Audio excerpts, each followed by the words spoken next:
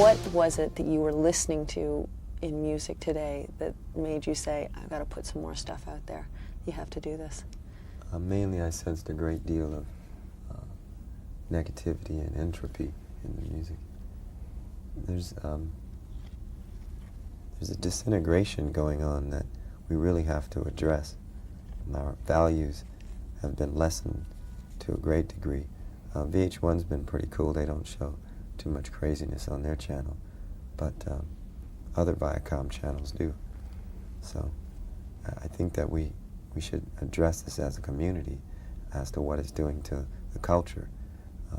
People can say all they want to, that there's no reason for these kids to listen to music and then go shoot somebody, but you know, there's something that's triggering these buttons. Do you feel responsible as an artist for what you're putting? Do you think that other people do? No, I don't. You talk about music that's going out there right now. Are you talking about any particular type of music that you don't think is such a positive influence? Well, it's very obvious when you hear words and lyrics, whether they enlighten or discourage. Okay, so hip-hop gets slammed a lot. Marilyn Manson gets slammed, Korn gets slammed. A lot of those acts that are, out there putting, is that what we're talking about? It's not what I'm talking about. No? I'm just talking about the truth. Just general? Yeah. The truth is that you either are here to enlighten or discourage. Do you feel like you obviously, you've grown a lot and you've changed since 1982 and the 80s when you were putting out music, but you were always thought of as somebody who was putting out extremely sexual music. Mm-hmm. Is that a problem to you, or are you talking more about the profanity? Yeah, sexuality is not bad. No. I'm talking about sexuality is very spiritual in nature, and that's a God-given gift too. No, I'm talking about just plain disintegration, where you're not even speaking the truth anymore, and the violent imagery that's permeated the society and our music now. And sampling is getting to the point where it's out of hand too. I mean, pretty soon we'll be sampling the sample that was already sampled. Somebody was joking, saying Mariah Carey had sampled herself on the latest album. How do you measure your success? Who was the rapper? Masterpiece said, "Only God can judge me." There it is. Only God can judge me. All right. Good. Bye. Good to see you. Thanks. So it's been, I know you say that you've been recording music consistently and playing music over the last couple of years and writing music, but most people would say they haven't seen a lot of you in the last couple of years in terms of interviews like this one and in terms of tours. Why are you out there now? Touring or? Touring, doing interviews like this, not something you love to do. Well, I always did come and talking to you. You're a cool cat, but I'm just trying to let people know that we got this CD in stores. It's a pop record. It's something that I think folks that is not so into our music club stuff could get into. Some people are saying Prince is making a comeback. How do you feel about that term? What am I coming back to? Well, I mean, have you been away, I guess, is the question. No, not at all. We've been touring extensively for the past 5 years, really. Let me ask you about reviews. How much do you pay attention to them? I sort of love the concert reviews. I get into those. Sometimes they're really funny. How about the music? How about the CD reviews? Well, I don't get into those so much. They're usually written by popsicle salesmen. So. Why did you call it musicology, by the way?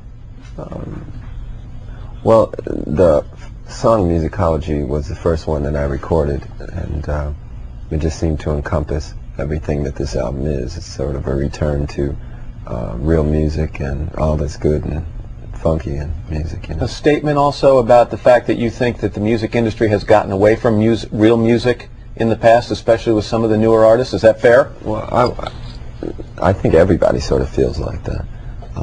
It's pretty obvious.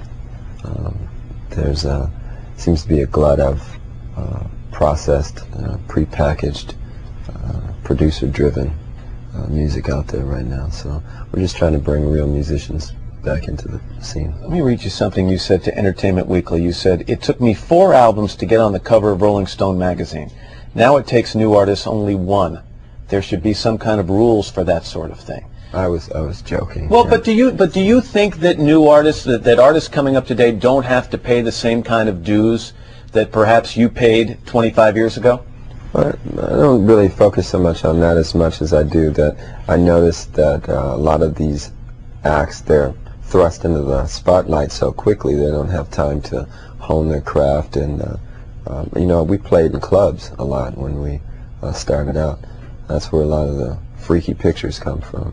You know, it was a harder, more adult audience. So you think they're set up for the rapid rise and perhaps inadvertently set up for the rapid decline as well? Well, you know, you have to talk to one of the gatekeepers for that. I'm just a little guitar playing man trying to get my thing together. Let me ask you about touring, because you're back on the road after years of doing this. Let me play a little portion, some concert footage for people, and then I want to find out how you feel these days up on stage.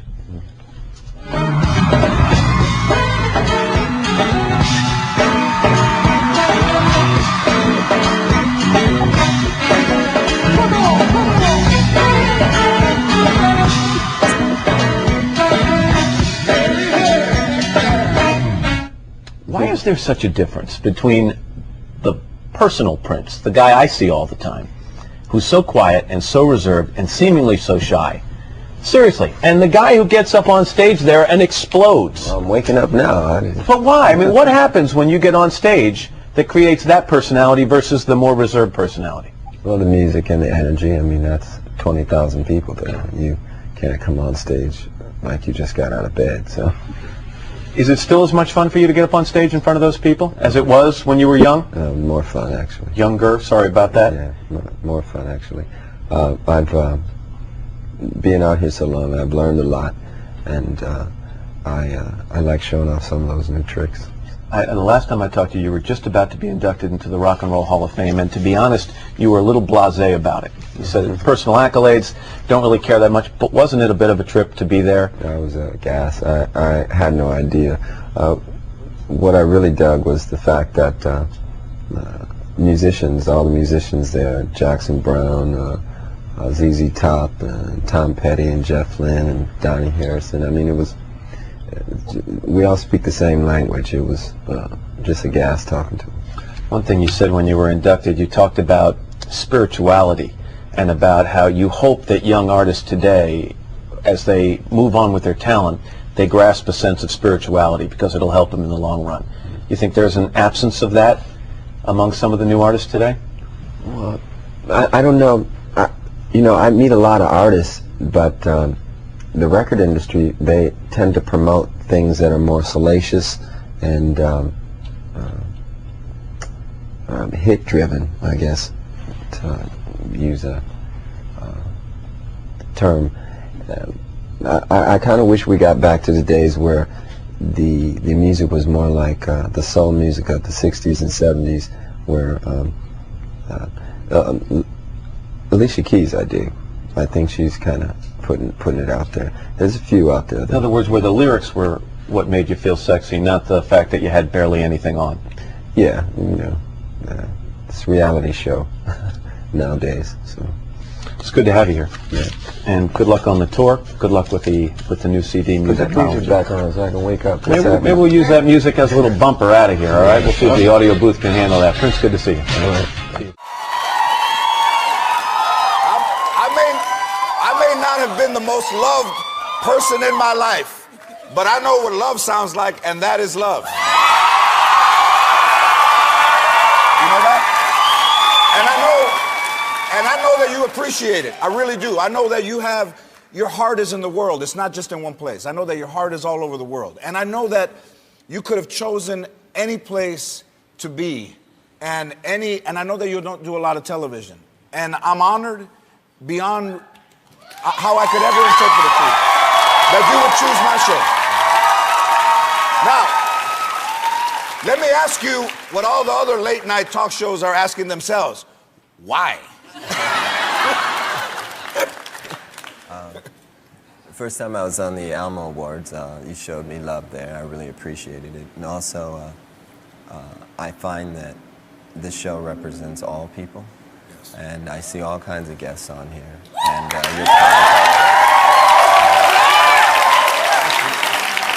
Now, I'm not using profanity because of our connection.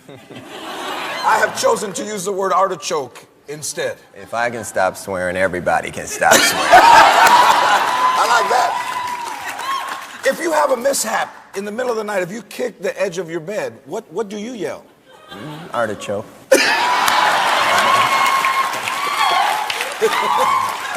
There's something about, it's almost like, there's something about the Forum and Madison Square Garden and things that remain, the soul remains in places like that. I love that you're, in keeping it real, as you have by choosing the Forum. Also, tickets, the majority of tickets are $25. So, on behalf of the Latino community, I'd like to say thank you. Wait a minute. We can eat and we can drink and we can see Prince for $25.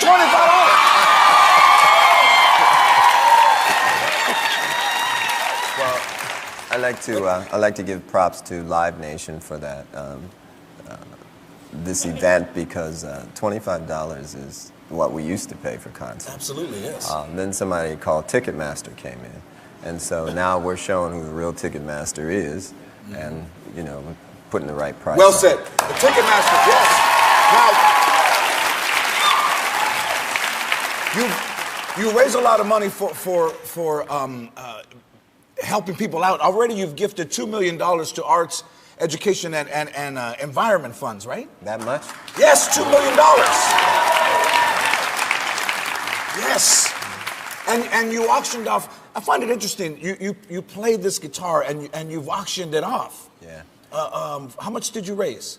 We got $100,000 for that. Brother Lewis Hamilton. Yes, race $100,000. car.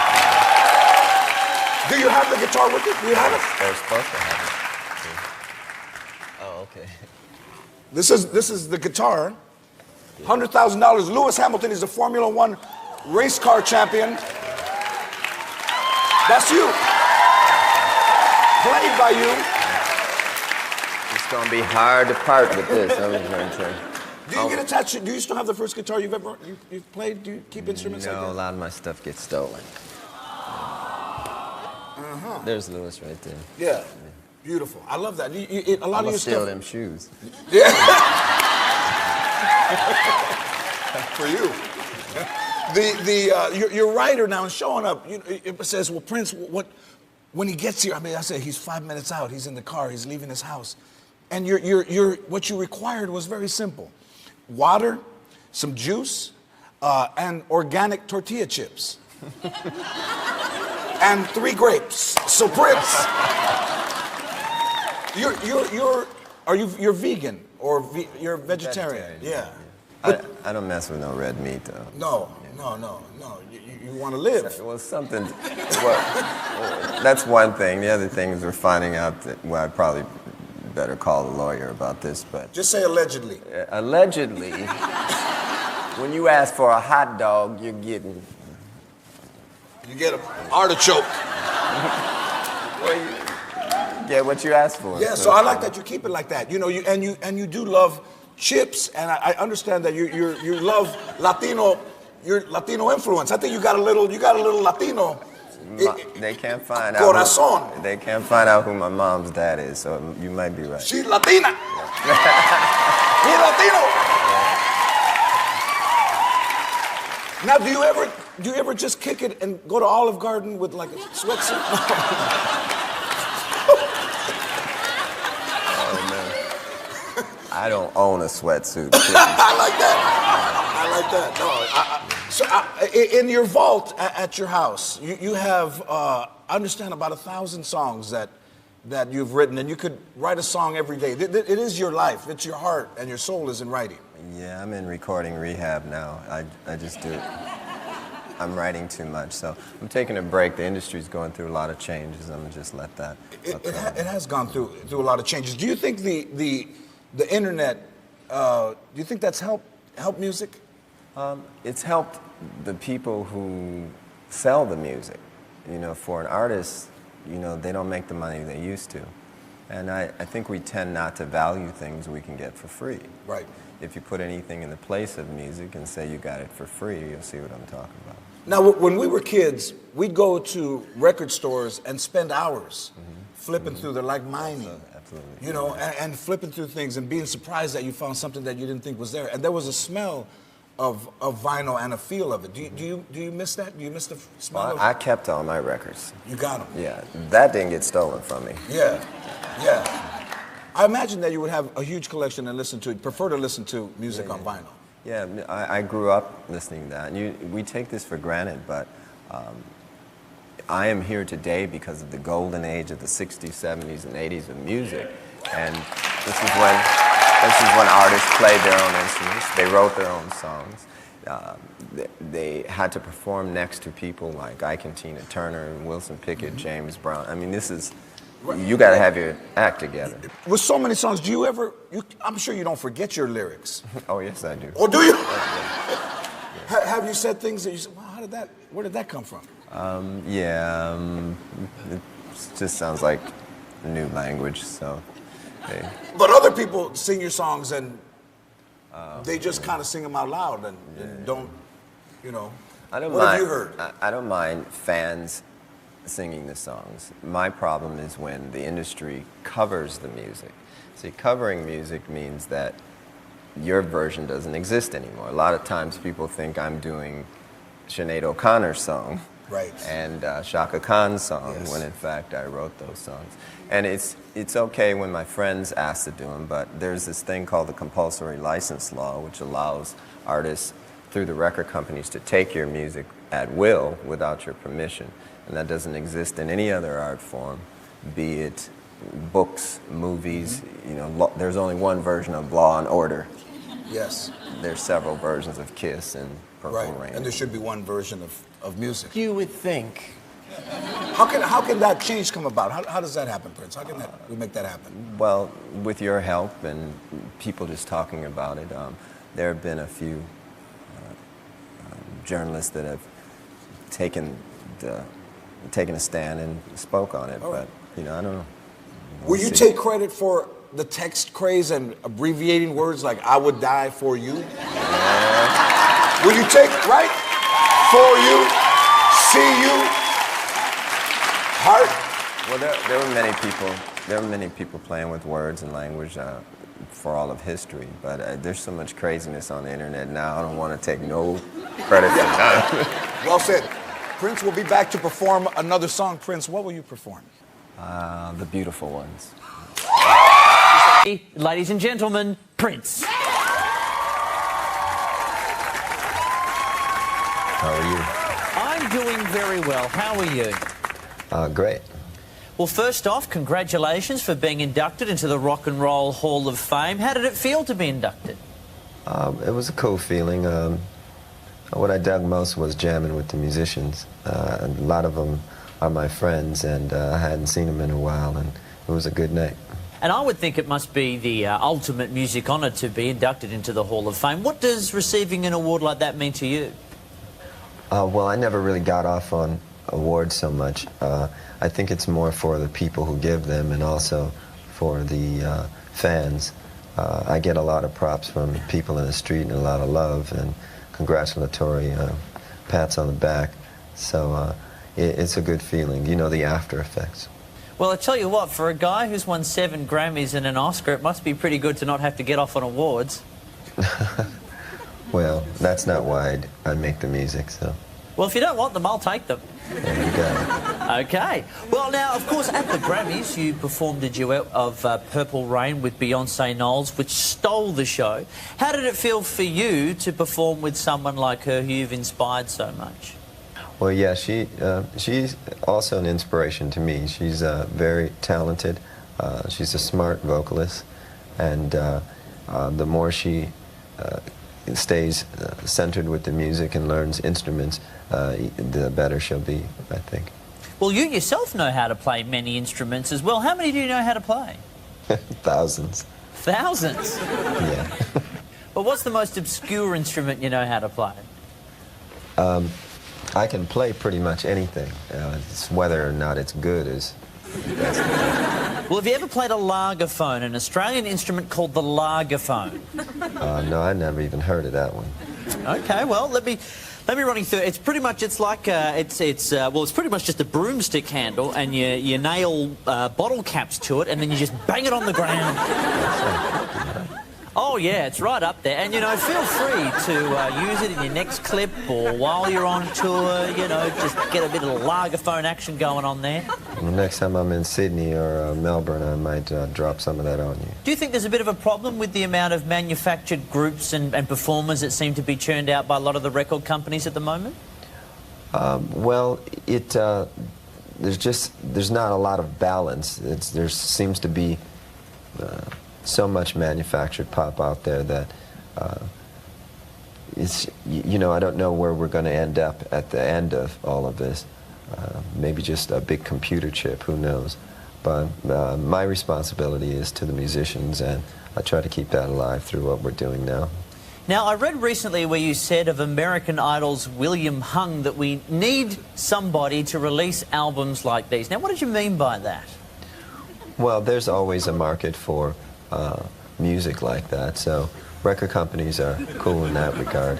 But, you know, as technology moves into lightning speed situations, we need to try to take some of that and see if we can't do different things with the delivery of music and also the production of it. Now, have you actually had a chance to listen to William Hung's album? It's quite unique. No, I haven't really taken time, you know, put that on. Well, I highly recommend it, highly recommend it. I'll tell you what, there's a guy who needs a lagerphone, I'll tell you that. Now, it's actually fascinating to learn that when you're a child, to teach yourself how to play music, you learnt TV themes. Is this true? Yeah, that was the first music that I heard in repetition. And what were some of the favourite tunes you enjoyed playing? Batman. Oh, the old no, Batman. That's right. I'll do that again in case you missed it. No, Batman. It sounds even worse with this headphone. And it looks even worse when I do it with my underpants on the outside. Now, tell all the fans watching at home, do you have any plans to bring the tour down under, come and visit us back here? I look forward to coming back to Australia. We had a wonderful time there. We were there recently, and the audience there, they're wild, and it brings out this side of me that is just going to be a lot of fun. So I look forward to that. Excellent. Well, the album is Musicology. It's out now. Thank you very much for taking the time to talk to us, and looking forward to seeing you down under sometime soon. Look forward to it. Please thank Prince, everyone. Peace. The artist.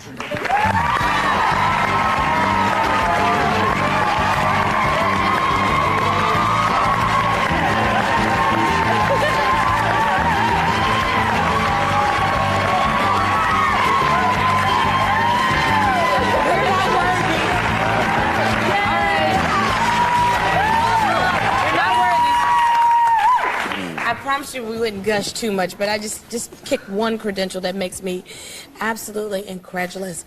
You are a master musician. You mastered 20 instruments by the age of 12 years old. And to even say that makes my head And no one shake. moves like you. No one. At all. And you played every instrument on the first 5 albums. Are there any instruments left to try to learn to play? With the advent of synthesizers, you pretty much can copy any sound on the planet, so I play keyboards pretty well, so I'm in there now. You in there? By the way, this show is wild. Y'all got Well, I have to ask you, on your new album, Raven to the Joy Fantastic, you credit Prince as the producer, yet you are known as the artist. So is there anything that you want to specify here for us? Well, most of these terms, the artist formerly known as this and that and the other, all that's kind of made up by the media because I go by an unpronounceable symbol. And basically now it's a great way to distinguish between the Warner Brother product, which is Prince, and NPG product. There'll be a new greatest hits package coming out that will be released on NPG. And When Doves Cry, please tell me When Doves Cry will be there. Yeah, oh, yeah. And it'll be fully remastered, and you know, and I'm gonna re-record just about all my work. And your hair looks better like this, by the way. Oh, thank you. You mean better than straight? Well, thank you. I just really quickly, if it's too personal, just tell me, but can we know what your wife calls you? Does she call you Prince? Does she call you the artist? She used to just say, hey. My stepfather's name is Hayward, so she stopped doing that because it sounded like my mom calling him by his nickname. So she just basically sneaks up behind me and taps me on the shoulder or says honey or something like that, you know. Oh, you keep your private life very private, which is something that I admire. But I know that you're real proud of the spiritual connection to your wife. You were married, you did the civil thing, the marriage contract, and then you destroyed the contract and remarried spiritually. Explain that. Well, I had this hang-up about people touching her and putting their hands on her and hugging her and stuff like that. And I came to find out that it really had to do with the word wife. I don't consider her my wife anymore because that word used to make me, don't touch my wife, don't put your hands on my wife, and things like that. And, before she was my wife, she was a child of God. And I've learned to just respect her and not be so possessive. And she, in turn, is that way with me. And I can have intimate relationships with other people, intimate meaning on a spiritual level. And I'm not talking about physicality, but you know, you can sit down and break bread with somebody and just discuss the fact that Christ is present. He's not coming, he's present, and it's time for all of us to kind of wake up to that fact and do our thing, you know. You know what I want to ask you about? I know that you live in Minneapolis and your wife lives in Spain, but you are going to be going to Spain to open an orphanage or make an orphanage out of your home. Is that true? Why is that so important to you? Well, first of all, I live in the world. I'm not of it. I live in it and everywhere. I work here in the United States a lot. Spain's very special to us because it's very peaceful. And we bought a home there and called it New Power Soul because the album that I released is what purchased the place. And we allowed children to come up there and just play in the splendor of the estate. Just, we get them from down the hill a ways where it isn't so beautiful, you know. And just to let them know that if you believe something and you keep the vision alive in your mind, anything you want is possible. You are a big basketball fan. The Chicago Bulls, I'm not going to say anything to you about them, let you keep the Bulls, even though you're here in Nick territory. You know we had to dig that one in, but I know the one thing that everybody's looking forward to is December 31st, because we can finally legitimately sing one of the most fantastic songs ever written, 1999. And you're going to be partying.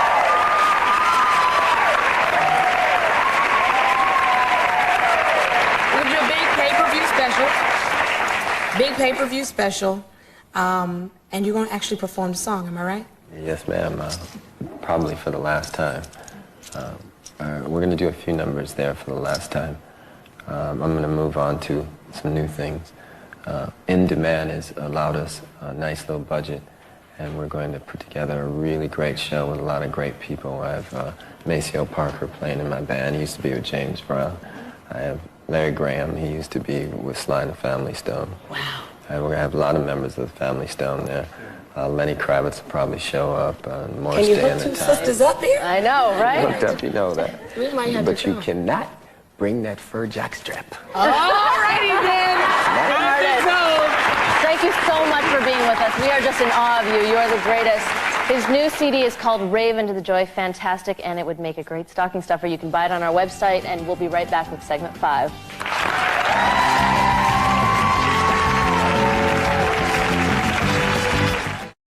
sold-out concert tour.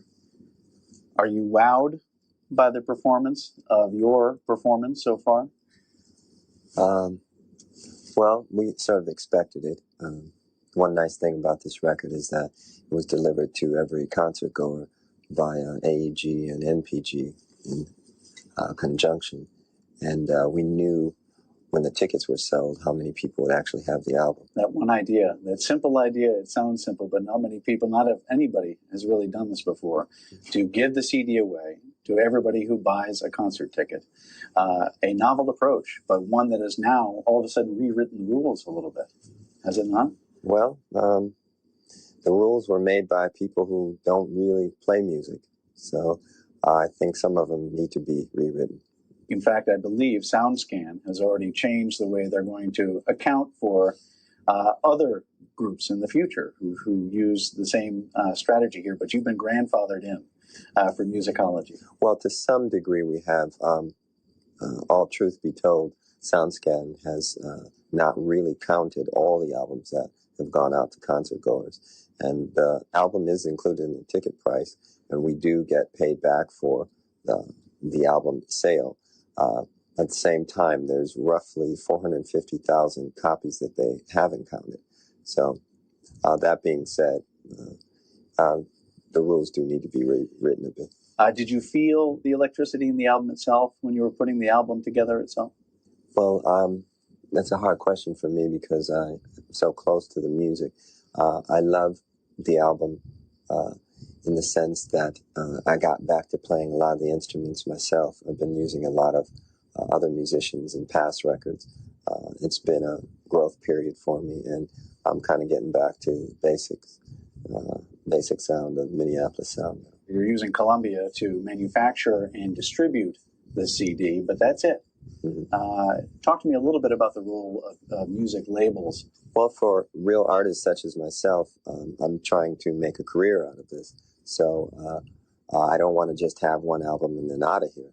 That's what a lot of young acts are about these days. And the record companies are cool with that because then they kind of get a disposable, quick fix of these young acts and then move on to the next one.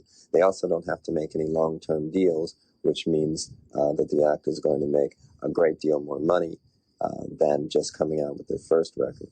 The situation I have with Sony is unique in the sense that they respect my career and they understand that it's important that we own the work, so there isn't an issue about that.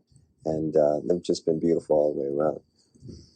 How do you advise young talent when they come in who want to get into the music industry? It depends on what it is they're trying to achieve. If you talk to a lot of kids now, they're programmed by the star-making machinery like American Idol and MTV and things like that. So if they're into that, then the music industry is cool. If they're looking to have five albums plus career, then wow, I would advise starting a new industry and staying free and not signing any long-term restrictive contracts, because in the end, you end up owning nothing. Advice to those new to the music industry from an industry veteran. Prince discusses touring, spirituality, and musical innovation. More with my interview with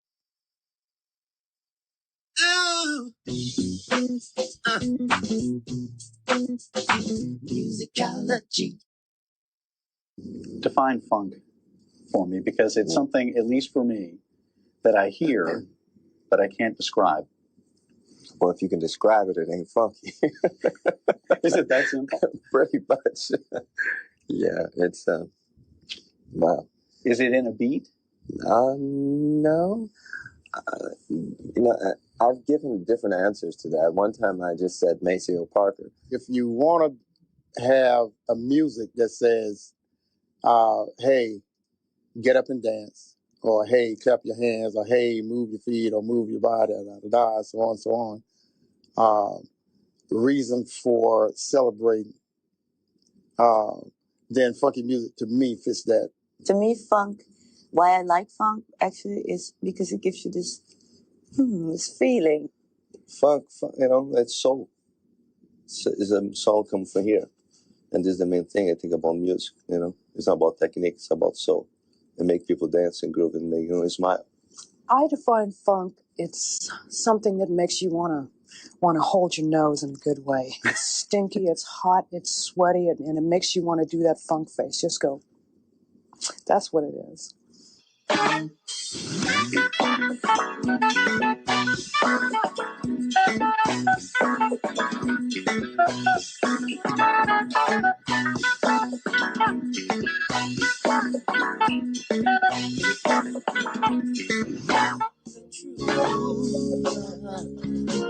That I just can't stop writing songs about you. I love you so much.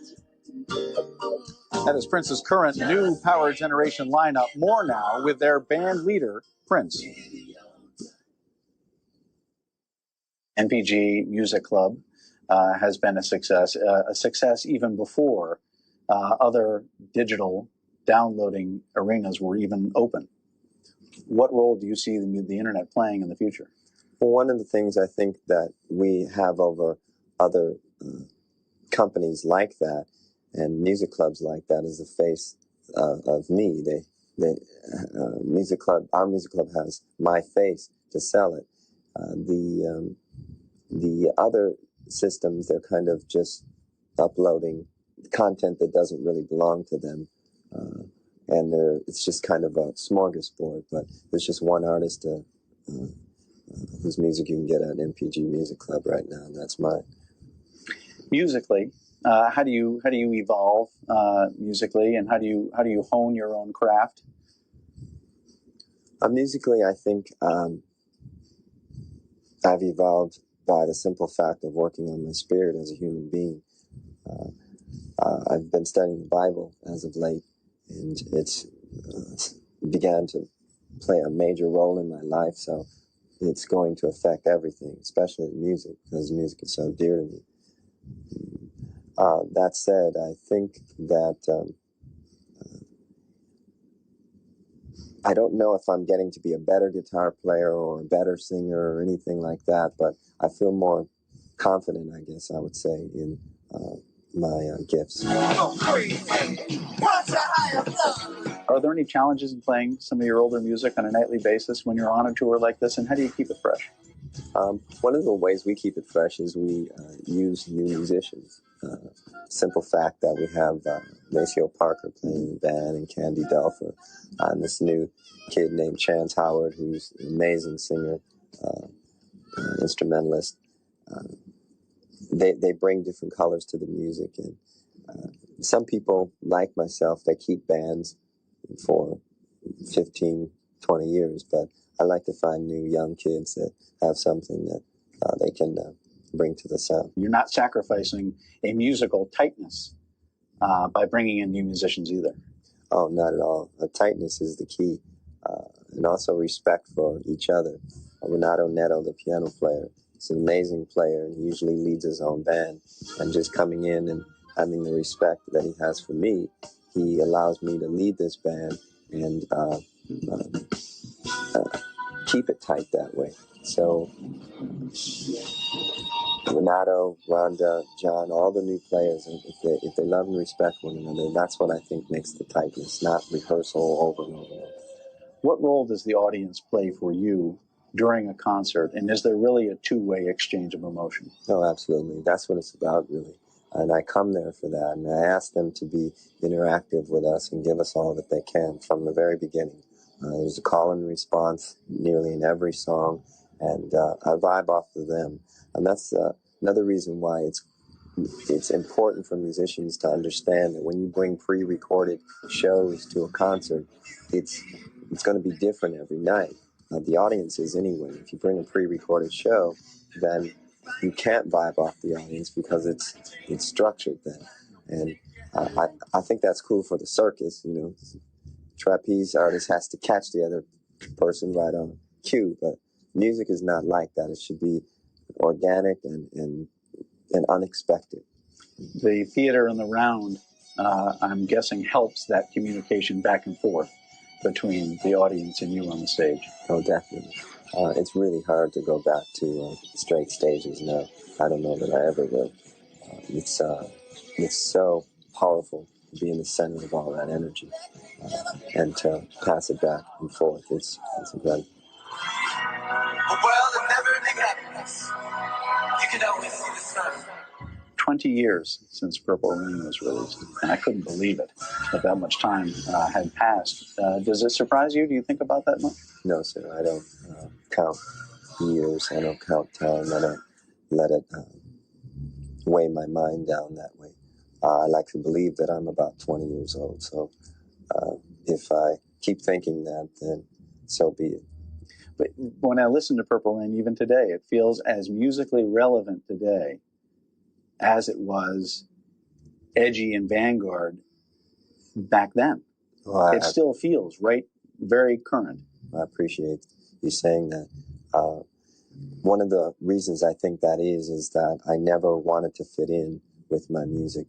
Whatever the trend was, I usually went the opposite direction because I wanted to still be here talking to you. There are many kings.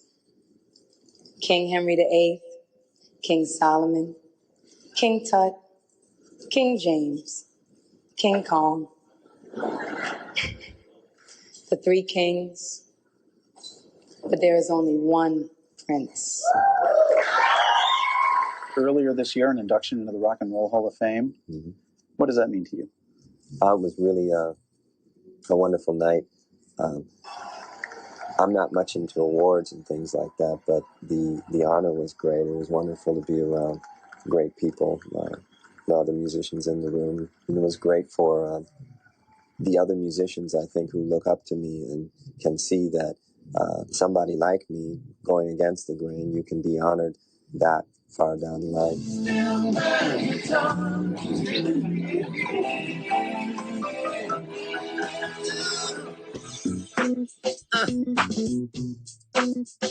Musical.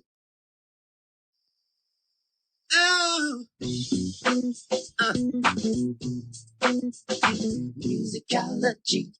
Prince is capable of things on a stage that no other performer can even approach. The range of things that he can do, the different styles that he can play, the different voices in which he can sing, the different instruments that he can play. There's almost nobody who makes any sense to even compare to Prince. The word genius gets overused an awful lot, but if there is anybody in pop music that you can make a strong case for genius, Prince is the one. Yeah, I would definitely say he's a musical genius. I think he's just one of those people who's been blessed with the ability to kind of have this wealth of talent.